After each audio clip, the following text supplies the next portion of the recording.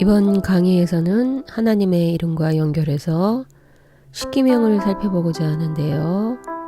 10가지의 계명 중에서 첫 번째부터 네 번째까지, 즉 하나님과 연결된 계명만 살펴보도록 하겠습니다. 십계명이라는 단어는 두 개의 뜻이 결합되어 있습니다. 아쉐레트는 10개라는 뜻이 되고요. 하드바림은 말씀이라는 뜻이 되는데, 그러니까 십계명이라는 것은 10개의 말씀들이라는 뜻이 됩니다. 그런데 그냥 하는 말이 아니라 이것은 명령으로 내려진 것인데요. 신명기 4장 13절을 보면 여호와께서 그의 언약을 너희에게 반포하시고 너희에게 지키라 명령하셨으니 곧 십계명이며 두 돌판에 친히 쓰신 것이라. 이런 말씀이 나옵니다. 여기서 유심히 살펴보면 그의 언약은 곧 명령이 되고요. 이것이 십계명이라는 것을 알 수 있습니다. 이 명령은 하나의 약속이 되는데요. 이 약속에 관한 내용은 신명기 5장 32절에서 33절이 설명해 주는데요. 그런즉 너희 하나님 여호와께서 너희에게 명령하신 대로 너희는 삼가 행하여 좌로나 우로나 치우치지 말고 너희 하나님 여호와께서 너희에게 명령하신 모든 도를 행하라. 그리하면 너희가 살 것이요 복이 너희에게 있을 것이며 너희가 차지한 땅에서 너희의 날이 길리라. 그러니까 하나님께서 땅을 차지하고 오래 살게 되는 것이 바로 명령을 잘 지키는 것과 연관이 깊다고 말씀하시죠. 이 명령의 말씀을 잘 지키면 앞으로 이루어질 일에 대한 것도 보장해 주시는 것인데요. 과 관련해 33절 말씀을 조금 더 들여다보면 명령하신 모든 도를 행하면 너희가 산다고 하는데, 이것은 실제 우리 목숨이 끊어지는 것도 말하겠지만 그것보다 가장 큰 것은 영적인 죽음을 말하는 것입니다.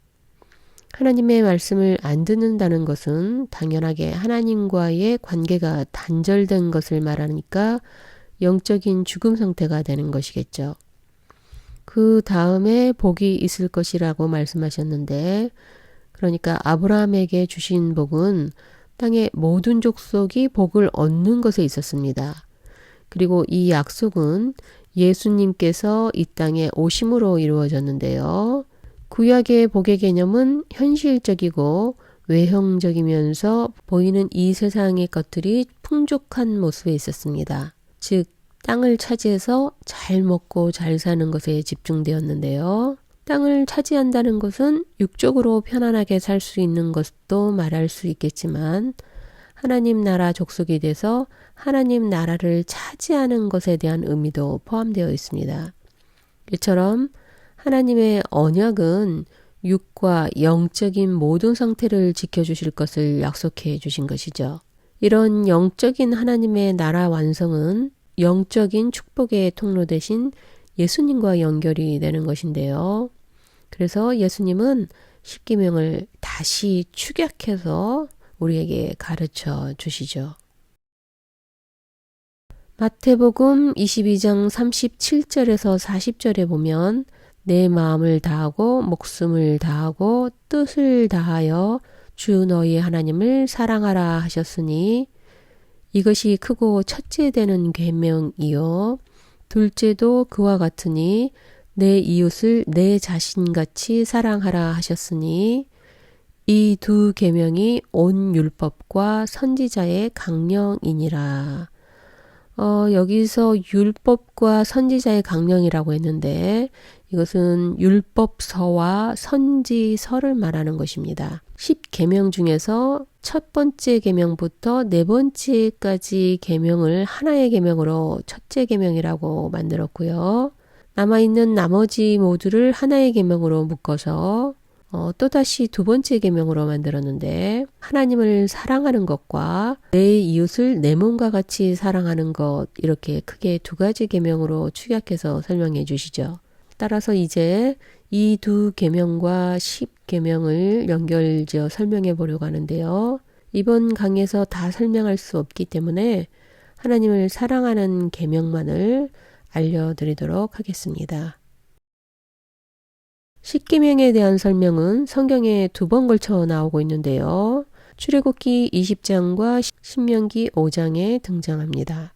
광야 생활을 시작하기 전 이제 하나님의 백성으로 살아가야 할 자들에게 어떻게 해야 하는지에 대한 지침을 모세를 통해 주시는 게 출애굽기 20장이고요. 이 10계명의 내용이 신명기 5장에서 한 번 더 나오는데 이것은 광야의 1세대가 지나가고 2세대들이 가나안 땅에 들어가기 전 요단 동편에서 모세가 이스라엘 백성들에게 10계명에 대한 말씀을 다시 한 번 더 선포합니다. 따라서 저는 이 두 장을 서로 비교하면서 네 번째 계명까지 설명해 드리도록 하겠습니다.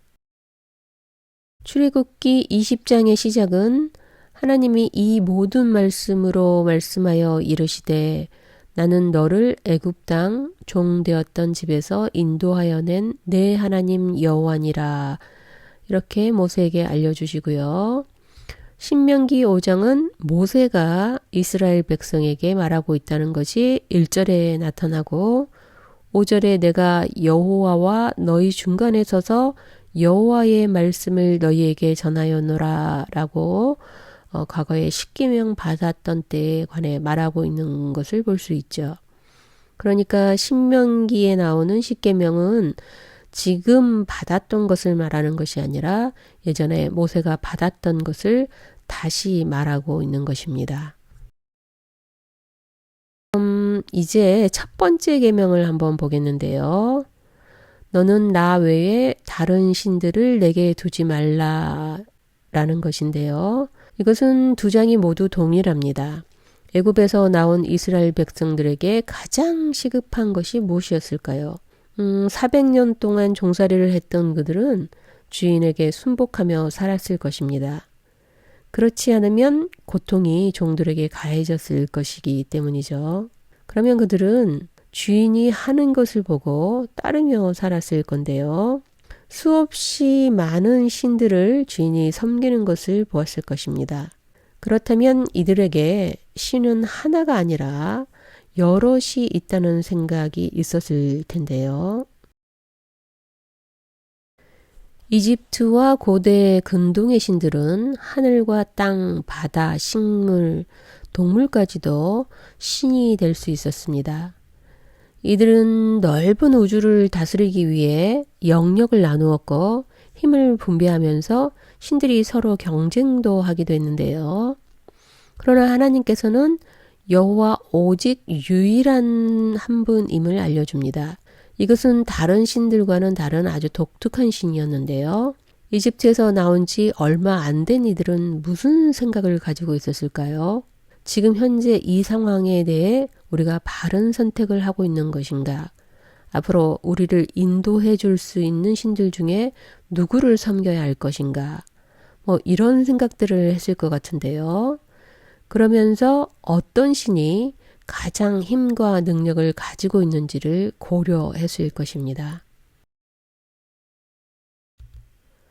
이사야 44장 6절을 보면 이스라엘의 왕인 여호와 이스라엘의 구원자인 만군의 여호와가 이같이 말하노라. 나는 처음이요 나는 마지막이라. 나 외에 다른 신이 없느니라 라고 말하고 있죠. 이스라엘의 왕이 되면서 구원자 되시고 또 이 나라와는 특별한 관계 속에 맺어진 하나님은 처음부터 끝까지 오직 한 분인 여호와밖에 없다고 강조하고 있는데요. 이사야 45장을 읽어보시면 나 외에 다른 이가 없다라는 것을 강조하고 있죠. 5절에 나는 여호와라. 나 외에 다른 이가 없나니 나 밖에 신이 없느니라. 21절도 보시면 나 여호와가 아니냐. 나 외에 다른 신이 없나니 나는 공의를 행하며 구원을 베푸는 하나님이라. 나 외에 다른 이가 없느니라. 22절에는 땅의 모든 끝이여 내게로 돌이켜 구원을 받으라. 나는 하나님이라. 다른 이가 없느니라. 이사야 45장 5절과 21절에서 강조하고 있는 것은 나 외에 다른 신이 없다는 것인데요. 이것을 다시 뒤집어서 보면 많은 신을 인정하고 있었다는 것이 되는 것이죠. 많은 신들 중에서 가장 위대한 신이 누군가라는 것은 그들에게 중요한 것이었겠죠. 그러나 하나님께서는 이들에게 여러 신들 중에 하나가 아니라 나 외에 아예 다른 신이 없다는 것을 가르쳐 주시는 것입니다. 왜 이 계명을 가장 먼저 알려주셔야 했을까요? 그것은 바로 다신을 믿는 그들의 생각 때문이었겠죠. 다른 신은 하나님과 비교해서 섬길 대상이 아니라는 것입니다. 두지 말라는 것은 히브리어로 이히예히가 됩니다. 이 동사 역시 하야에서 왔는데요. 무엇이 되다라는 뜻도 되지만 가지다, 소유하다라는 뜻도 있습니다. 그러니까 나 외에 다른 신을 내게 두지 말라라는 것은 하나님 앞에 그 어떤 신도 소유하지 말라. 다른 신들과 비교 대상이 되지 않는다. 내 앞에 다른 신이 있게 하지 말라. 이런 뜻도 되겠죠. 한마디로 정의한다면 그 어떤 신도 하나님 앞에서는 섬길 대상이 되지 못한다는 것이죠. 이번에는 두 번째 계명이 되겠는데요. 출애굽기 20장 4절을 한번 보겠습니다. 너를 위하여 새긴 우상을 만들지 말고 또 위로 하늘에 있는 것이나 아래로 땅에 있는 것이나 땅 아래 물속에 있는 것에 어떤 형상도 만들지 말며 그것들에게 절하지 말며 그것들을 섬기지 말라. 나 내 하나님 여호와는 질투하는 하나님인즉 나를 미워하는 자의 죄를 갚되 아버지로부터 아들에게로 3, 4대까지 이르게 하거니와. 출애굽기와 신명기에 들어있는 두 번째 계명은 동일합니다. 우상을 만들지 말라는 것인데요. 이 말씀은 이사야 44장에서 조금 더 확장해서 알려주고 있습니다. 우상을 섬기지 말라라는 말을 했지만 이사야를 통해 결국 이스라엘 백성은 우상을 섬기고 있음을 알 수 있습니다. 10절을 보시면 신상을 만들며 무익한 우상을 부어 만든 자가 누구냐. 12절도 보시면 철공은 철로 연장을 만들고 숯불로 일하며 망치를 가지고 그것을 만들며 라고 나오고 있죠. 그러니까 이스라엘 백성들은 우상을 만들어 섬기게 되었다는 것이 됩니다. 13절과 14절에 보시면 각종 나무들로 모양을 만들어 집에 두었다는 것을 알 수 있죠. 여러 가지 나무들을 이용해 우상을 만들었다는 것이 드러나고 있는데요. 15절에 보시면 신상을 만들어 경배하며 우상을 만들고 그 앞에 엎드린다라고 나오고 있죠. 이처럼 이스라엘 백성에게는 우상 숭배의 문제가 버려지지 않는 골칫덩어리였습니다. 근데 왜 이렇게 형상에 집착하는 것일까요? 가톨릭의 10계명에는 우상을 만들지 말라는 두 번째 계명이 없습니다. 그들은 많은 성상들을 가지고 있고 그것들 앞에서 기도하기 때문인데요. 가톨릭에서는 성화와 성상의 존재를 존경의 마음으로 예를 표하는 것으로 그들의 삶과 업적을 기억하며 존대하는 방법의 표시라고 말합니다. 두 번째 계명을 삭제해 버렸는데요. 반면에 이슬람은 어떤 우상도 만들지 않습니다. 무함마드의 얼굴조차도 그려두지 않을 정도로 우상을 배제하는데요. 이들이 믿는 알라는 절대자로서의 역할을 단단히 하고 있는 것으로 보여집니다. 신을 섬기는 데 있어서 우상은 매우 중요한 자리를 차지하는데요. 출애굽기 32장에는 모세가 십계명을 받고 있는 동안에 이스라엘 백성들이 금송아지를 만드는 모습을 보여주고 있습니다. 이 본문에서 우상을 만들려는 사람들의 특징을 알 수 있는데요.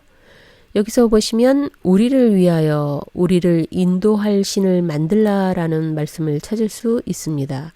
신을 숭배하는 것과 달리 우상은 인간의 편리함과 인간의 욕구를 채우기 위해 만들어졌다는 것을 알 수 있는 구절이죠. 우상을 히브리어로 엘릴이라고 합니다. 우상이라는 뜻도 있지만 쓸모없는 것을 나타내기도 하는데요. 우상은 인간에 의해 만들어진 모든 것이 되기 때문에 자신의 편리함에 따라 가지고 다닐 수 있도록 만들 수도 있죠. 또 이것은 꼭 소유하는 것만을 말하는 것이 아니고 하나의 인간의 욕구를 충족하기 위한 수단이 된다는 것을 의미하는데요. 즉 형상이 없더라도 자신이 믿고 의지하는 것들은 모두 우상이 될 수 있는 것이죠. 때론 돈이 나의 우상이 되기도 하고 자식이나 명예가 나의 우상이 되기도 하는데요. 이처럼 우상이 문제가 되는 것은 인간의 탐심과 욕구에 있다는 것입니다. 인간은 자신을 위하여 형상을 만들어 신을 소유하고자 하려는 마음이 있죠. 곧 인간의 마음을 보여주는 하나의 표시인 것입니다. 골로새서 3장을 한번 보시면 그러므로 땅에 있는 지체를 죽이라. 곧 음란과 부정과 사욕과 악한 정욕과 탐심이니 탐심은 우상 숭배니라. 그러니까 인간의 자기 충족과 만족을 위해 형상을 섬기려고 하는 마음이 있다는 것입니다. 또한 형상을 숭배하는 것만 문제가 되는 것이 아니라 마음을 채우려고 하는 욕구 또한 하나의 우상이 된다는 것이죠. 에베소서 5장 5절에는 너희도 정녕 이것을 알거니와 음행하는 자나 더러운 자나 탐하는 자, 곧 우상 숭배자는 다 그리스도와 하나님의 나라에서 기업을 얻지 못한다라고 말씀하시죠. 잠언 4장 23절에는 무엇보다 더욱 내 마음을 지키라 라고 말씀하시는데 이것은 생명의 근원이 마음에서 나오기 때문이라고 우리에게 알려줍니다. 인간이 우상을 만들고 그에게 요구하는 것은 무엇이었을까요? 내가 원하는 것을 이루어줄 존재로 여기는 마음을 만들고자 하는 것이죠. 우상을 만드는 순간 인간은 보이지 않는 하나님보다 보이는 형상을 더 의지하려는 마음으로 바뀌게 됩니다. 그렇기 때문에 자신의 마음을 점검하는 일은 무엇보다 중요할 것 같은데요. 그래서 하나님께서는 말씀하시죠. 자신을 위해 하나님보다 더 섬기는 그 어떤 것도 두지 말라는 것인데요. 우상 숭배는 하나님보다 더 우위에 두는 어떤 존재를 만들려는 마음에서부터 시작되는 것이기 때문에 무엇보다 자신의 마음을 점검해야 하며 어떤 형상도 만들면 안 되는 것이라고 알려주시는 것이죠. 세 번째 계명인 출애굽기 20장 7절 말씀인데요. 너는 내 하나님 여호와의 이름을 망령되게 부르지 말라. 여호와는 그의 이름을 망령되게 부르는 자를 죄 없다 하지 아니하리라. 신명기도 같은 내용이 되겠고요. 이것은 이미 하나님의 이름이라는 강의를 통해 어떤 의미를 담고 있는지 들으셔서 잘 아실 것 같습니다. 하나님의 이름을 망령되이 일컬지 말라는 이 부분에 대해 저는 이런 생각을 가지고 있는데요. 하나님이라는 이름 자체를 부르지 말라는 것은 아니라는 것으로 생각합니다. 예를 들어 여호와라는 이름은 누구도 제대로 발음할 수 없죠. 그렇다면 함부로 발음하지 않았을 것이기 때문에 이 계명에 대해 죄를 짓는 사람은 없을 것 같습니다. 이 계명에 대해서 말할 필요가 없는 것이죠.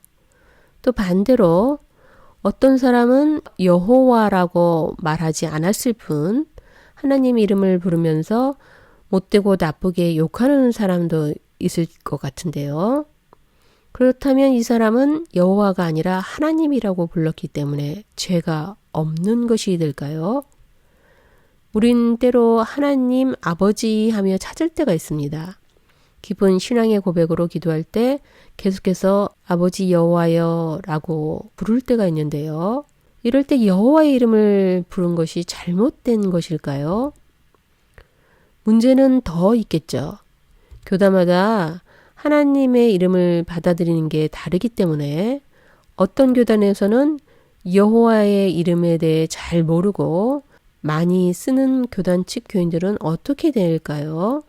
여호와의 이름을 함부로 불러서 죄를 짓고 있는 것이 되는 건가요? 이렇게 되면 하나님의 이름을 부르는 일에 있어서 매우 복잡해집니다. 따라서 이 부분을 정리할 필요가 있을 것 같은데요. 제 생각에는 이름 자체를 부르지 말라는 것이 아니라 하나님의 이름을 부르는 데 있어서 공경심을 가지고 사용하라는 것이라고 말하고 싶습니다. 즉 신중함을 가지라는 것인데요. 마구 함부로 부르거나 혹은 감정 없이 그냥 하나님의 이름을 사용하지 말고 그 이름을 부를 때는 그 어떤 사람의 이름보다 신중함을 더해서 사용하라는 것이죠. 하나님의 이름은 함부로 사용할 대상이 아니라는 것을 알려주는 것이라 생각됩니다. 우리가 기도를 마칠 때도 예수님의 이름으로 기도한다라고 말하는 것은 그만큼 이 기도를 신중하게 하라는 의미가 들어있는 것이 되겠고요. 세 번째 계명을 한마디로 정의해 본다면 하나님의 이름은 거룩한 이름이기 때문에 잘못되게 사용하지 말라는 것이 될 것 같습니다. 이제 네 번째 계명이 되겠는데요. 이 계명에 대해서는 안식이라는 강의를 통해 이미 말씀드렸었습니다. 지금 쭉 보셔서 아시지만 이 계명은 다른 계명들과 비교해 보면 유독 길게 설명이 되는데요. 출애굽기 20장 8절 말씀이 되겠습니다. 안식일을 기억하여 거룩하게 지키라. 엿새 동안은 힘써 내 모든 일을 행할 것이나 일곱째 날은 내 하나님 여호와의 안식일인즉 너나 내 아들이나 내 딸이나 내 남종이나 내 여종이나 내 가축이나 내 문 안에 머무는 객이라도 아무 일도 하지 말라. 이는 엿새 동안에 나 여호와가 하늘과 땅과 바다와 그 가운데 모든 것을 만들고 일곱째 날에 쉬었음이라. 그러므로 나 여호와가 안식일을 복되게 하여 그날을 거룩하게 하였느니라. 11절에서 보시면 출애굽기에서 말하는 안식일은 일곱째 되는 날에 하나님께서 안식하셨음을 기억하라는 것이 요점이 되겠죠. 그런데 신명기에는 이 안식에 대한 개념이 조금 더 확장됩니다. 여기 보시면 노란색으로 되어 있는 부분이 출애굽기 20장보다 더 추가된 부분인데요. 12절은 내 하나님 여호와가 내게 명령한 대로 라는 말을 더 추가하고 있고요. 14절에서는 내 남종이나 내 여종에게 너같이 안식하게 하라 라는 말을 두 번에 걸쳐서 하고 있습니다. 이렇게 종에 대한 인식을 강조하고 있고요. 15절을 한번 보겠는데요. 너는 기억하라. 내가 애굽 땅에서 종이 되었더니 내 하나님 여호와가 강한 손과 편팔로 거기서 너를 인도하여 내었나니 그러므로 내 하나님 여호와가 내게 명령하여 안식일을 지키라 하느니라 라고 되어 있죠. 그러니까 앞 출애굽기 20장은 창조의 안식을 기억하라는 것이었으면 신명기에서는 하나님께서 구원하여 내셨으므로 하나님의 명령을 지키라는 것을 강조하고 있습니다. 안식을 하라고 하시면서 우리에게 요구하시는 것은 하나님과의 관계를 회복하라는 것이죠. 이것은 곧 하나님을 사랑하는 방법에 있어서 매번 우리가 자신과 하나님 관계를 돌아보는 시간을 가지라고 명령하는 것인데요. 지금 예배에 참석했냐 안 했냐의 문제가 아니라 지금 예배 가운데 하나님과의 회복을 가지고 있는지 점검하라고 명령하신 것입니다. 출애굽기 20장과 신명기 5장에서 내용이 조금씩 달라진 이유는 바로 여기에 있는데요. 신명기 5장 3절에 보시면 이 언약은 여호와께서 우리 조상들과 세우신 것이 아니요 오늘 여기 살아있는 우리 곧 우리와 세우신 것이라 이렇게 나오고 있죠. 우리가 무엇보다 기억해야 할 것은 바로 이 부분인데요. 십계명은 과거 이스라엘 백성과의 약속에 머물고 있는 것이 아니라 현재를 살아가고 있는 우리와 세운 것이라는 것이죠. 이 의미를 잊지 않아야 합니다. 십계명은 모든 세대를 향해서 전해지고 있는 말씀이 되는 것이고요. 하나님께서 말씀을 돌판에 새긴 이유가 무엇이었을까요? 그것은 잘 지어지지 않게 하려는 의도였을 것입니다. 이 말씀이 지어지지 않도록 마음에 새겨야 하는데요. 이처럼 십계명은 현재 우리에게도 적용되는 것이며 지워서는 안 될 말씀으로 남아야 할 것 같습니다. 지금까지 보셔서 아시겠지만 십계명은 신명기 5장에서 새롭게 해석은 조금 되었지만 전반적인 모든 내용에 있어서 의미가 전혀 달라지지 않는다는 것을 아셨을 것 같습니다. 차례대로 기억하고 계시는 분들이 많지 않은 것 같아서 이 부분에 대해 말씀드리려고 합니다. 하나님을 사랑하라는 계명인 만큼 하나님과 관계를 유지하는 데 중요한 것부터 시작한다고 생각하시면 되는데요. 가장 중요한 것은 하나님 외에 다른 신을 두지 않는 것이 되겠죠. 그 다음이 이와 관련해서 나를 위한 어떤 우상도 만들지 말고 섬기지도 말아야 한다는 것이 될 것 같고요. 세 번째 되는 것이 여호와의 이름을 함부로 말하지 않는 것이고 네 번째가 하나님을 사랑하기 위해 하나님과의 관계를 늘 점검해야 하기 때문에 안식일을 거룩하게 지키는 것이라 할 수 있습니다. 이렇게 기억하시면 십계명에 대한 순서도 혼동되지 않고 기억하실 수 있을 것 같은데요. 그러니까 하나님과의 관계를 유지하는 중요 순부터 차례차례 나온다고 생각하시면 되겠습니다. 십계명 중에서 하나님과 연결된 첫 번째 계명부터 네 번째 계명까지를 살펴보았습니다. 이 말씀은 예수님께서 축약해 주신 주 너의 하나님을 사랑하라는 말씀을 구체적으로 어떻게 할지 알려주신 것이 되겠죠. 이 십계명을 돌판에 새겨주셨던 것처럼 여러분의 마음속에 꼭 새겨두셨으면 합니다. 이것으로 이번 강의를 마무리하겠습니다. 그럼 다른 강의에서 또 뵙겠습니다. 안녕히 계십시오.